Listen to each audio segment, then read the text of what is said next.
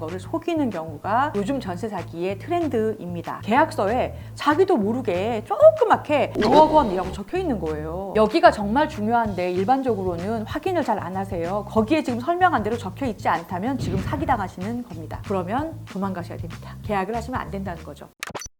안녕하세요. 법대로 아시죠? 형사조수지인의 조수진 변호사입니다.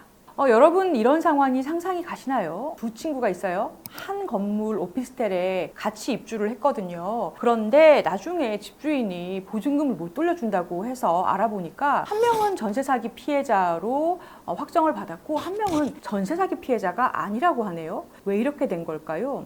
전세 사기 피해자가 되면 국토부에서 여러 가지 혜택을 주기도 하고 무엇보다 형사고소도 가능하잖아요. 그래서 오늘은요, 어떤 때 전세 사기가 성립된다라고 하는지, 무엇보다도 무슨 서류를 봐야 이게 전세 사기를 당한 건지 아닌 건지 알 수 있는지를 알려드리겠습니다.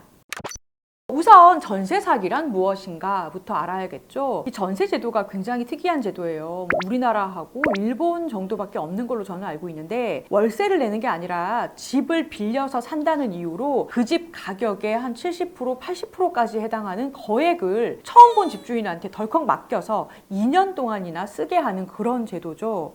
그래서 만약에 2년 동안 임대인이 경제 상황에 변화가 생겨서 죄송한데 보증금 못 돌려드립니다. 저 지금 파산합니다. 이래버리면 보증금을 못 받을 수도 있는 위험이 발생합니다. 근데 전세 사기란 만약에 처음부터 임대인이 내가 이 돈을 받아서 딴 데 써버리고 나는 지금 사업상 너무 돈이 필요해서 못 갚을 수도 있겠는데 이 생각을 하면서 돈을 받았다가 진짜 못 돌려줬다. 이런 경우를 전세 사기라고 하게 됩니다. 자, 그러면 이 임대인의 내심의 의사, 이거 보증금 못 돌려줄 수도 있겠는데 이거를 법적으로는 그러면 이거 어떻게 증명을 하냐는 거예요. 일반적으로는요, 이 집을 팔아도 내 보증금을 못 받는다.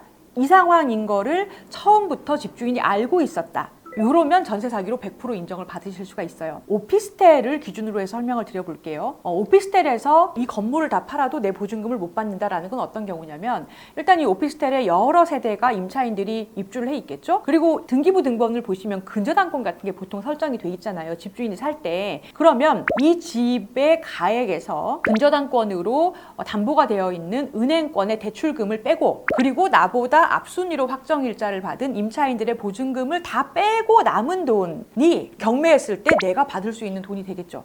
거기다가 경매를 하면 아시겠지만 일반적으로 80%, 70% 선으로 유찰되면 떨어지거든요.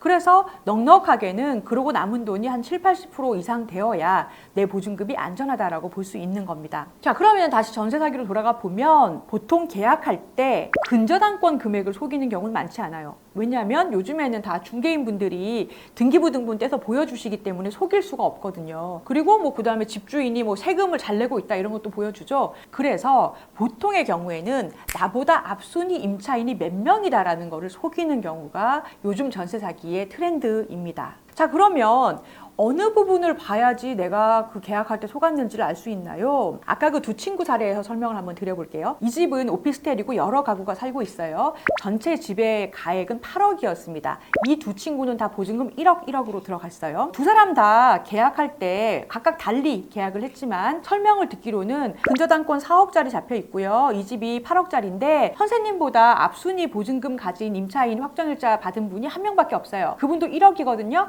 그러면은 계산을 해볼게요. 8억에서 근저당권 4억을 빼고 앞순위 1억을 빼도 3억이나 남네요. 그래서 이 두 친구 모두 똑같은 설명을 듣고서 계약서에 사인을 하게 된 겁니다. 내 보증금 1억은 안전하니까요. 그런데 알고 보니까 이 두 사람보다 앞순위 보증금을 가진 그 임차인이 5명이나 된 거예요. 5억이나 선순위 보증금이 있었던 겁니다. 이 부분을 집주인하고 중개인이 다 속인 거였고, 그런데 한 명은 계약서에 그 부분이 자기가 말로 들은 것처럼 속여서 앞에 1억밖에 없음이라고 적혀 있었고요. 자, 그런데 두 친구 중에서 한 명은 나중에 이 전세 사기로 고소를 하려고 봤더니 계약서에 자기도 모르게 조그맣게 앞순위 보증금 5억 원이라고 적혀 있는 거예요. 그래서 본인은 속은 걸 입증할 방법이 없어서 전세 사기로 인정받을 수가 없었습니다. 전세 계약 많이 해보셨을 텐데 계약서 중에서 도대체 그런 게 어디 적혀 있어요? 그죠? 계약금 있고 중도금 있고 잔금 있고 이렇게밖에 없잖아요. 여러분들 여기서부터가 굉장히 중요한 지점입니다. 어디에 이 계약서에 이 부분이 적게 되어 있냐면요. 한 장짜리 이 임대차 계약서 말고 뒤에 여러 장 붙어 있는 거 보시면 중개대상물 확인 설명서라는 게 있습니다. 이걸 왜 잘 안 보시냐면 그게 막 1항, 2항, 3항, 4항 쭉 있고 대부분이 뭐 근처의 초등학교로부터 뭐 300m 떨어져 있음, 지하철 진짜로 500m 안에 있음, 뭐 이런 확인서예요. 그래서 제대로 안 보시고 예 이거 보셨죠 하면 예 하고 그냥 속아 넘어가시는 거예요. 여기서 개업 공인중개사 세부사항 확인이라는 란이 보이시죠? 그리고 그 밑에 실제 권리 관계 또는 공시되지 않은 권리사항이라는 란이 있습니다. 이거 자세히 보신 적 있어요? 공시되지 않은 권리사항이 뭐겠어요? 지금 이 집에 살고 있는 사람들 보증금 얼마 걸려있다. 그걸 적는 란이라는 거죠. 그래서 여기에 계약하실 때 설명을 듣잖아요. 아유, 앞순이 뭐 임차인도 없고 뭐 집주인도 돈이 많아요 하시면 촥촥촥 해서 계약서를 보십시오. 거기에 지금 설명한 대로 적혀 있지 않다면 지금 사기당하시는 겁니다. 여기가 정말 중요한데 일반적으로는 확인을 잘 안 하세요. 그리고 어떤 분들은 앞에 있는 한 장짜리 그냥 계약서만 받으시고 이 중개대상물 확인 설명서는 교부를 안 받기도 하시더라고요. 나중에 제가 고소를 해드리려고 해도 받은 게 없대요. 그리고 그때는 뭐 보셨는지 기억이 안 난다고 그러거든요. 그러시면 안 되고 중개대상물 확인 설명서까지 꼼꼼히 교부를 받으셔야 됩니다.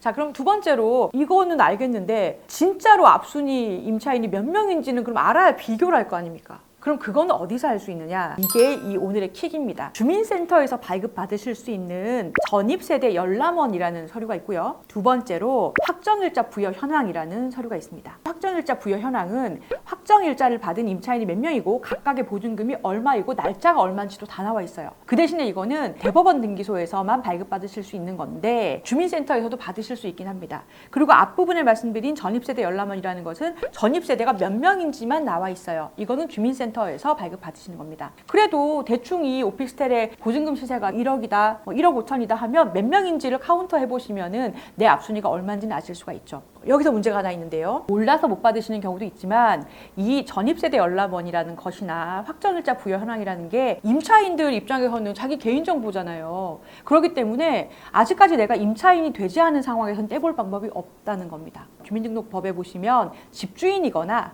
이미 계약해서 살고 있는 임차인만 떼볼 수 있게 돼 있거든요. 자, 그럼 우리는 어떻게 해야 될까요? 공인중개사분이 돈 받고 중개를 하는데 이건 당연히 계약할 때 떼오셔야죠. 그래서 공인중개사한테 당당하게 요구를 하셔야 됩니다. 나 계약할 때요, 이 집 등기부등본 떼오실 거잖아요. 그리고 집주인이 세금 냈는지 소득세하고 지방세하고 납입증명서 떼오실 때 전입세대 열람원 떼주시고요. 그리고 확정일자 부여 현황도 같이 가져오세요. 그런데 만약에 이때 집주인이 아니면 그 중개사가 에이 뭘 그런 것까지 달라 그래요. 아유 그런 거 좀 주기가 곤란하다고 하시네요. 이러면 어떻게 해요? 이거는 조상신이 도왔다고 보셔야 되는 거죠. 이 집은 이상한 집인 겁니다. 왜 안 주겠어요? 그러면 도망가셔야 됩니다. 계약을 하시면 안 된다는 거죠. 요즘 인터넷에 많이 나와 있는 방법 중에 또 하나가 지금 본인 입장에선 뗄 수가 없으니까 이렇게 요구를 못 하시는 분들도 있잖아요. 그런 분들을 위해서 특약사항을 두는 방법도 많이 소개를 하시는 것 같아요. 그게 뭐냐면 계약서에 보면 특약란이 있잖아요. 특약란에 내가 임차인이 된 뒤에 이 전입세대 열람원이나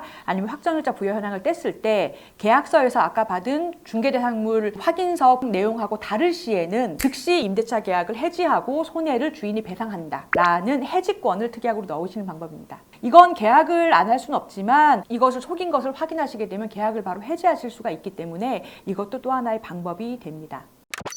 자, 오늘 내용 도움되셨는지 모르겠네요. 3가지 서류를 반드시 비교해 보시라. 그러면 본인이 지금 계약 전이라면 속고 있는지 아닌지, 그리고 보증금을 지금 집주인이 차일피일 안 줍니다 할 때에도 내가 지금 전세 사기로 등록이 가능한지 고소가 가능한지 곧바로 알아보실 수 있는 바로미터고요. 국토부에 전세 사기 피해자로 등록하실 때도 나 진짜 피해자 맞는데 기각됐어요 라는 분들은 지금 계약서 꺼내셔갖고 요 란 한번 확인해 보세요. 거기 캡처 딱 뜨셔서 신청서에 다시 재신청하시면서 붙여서 넣잖아요. 바로 승인 나옵니다. 전세 사기 피해자로 인정을 못 받아서 힘들어하시는 분들이 있으신가요? 그렇다면 카카오 채널에서 법률사무소 더든든을 검색하시고 문의하세요.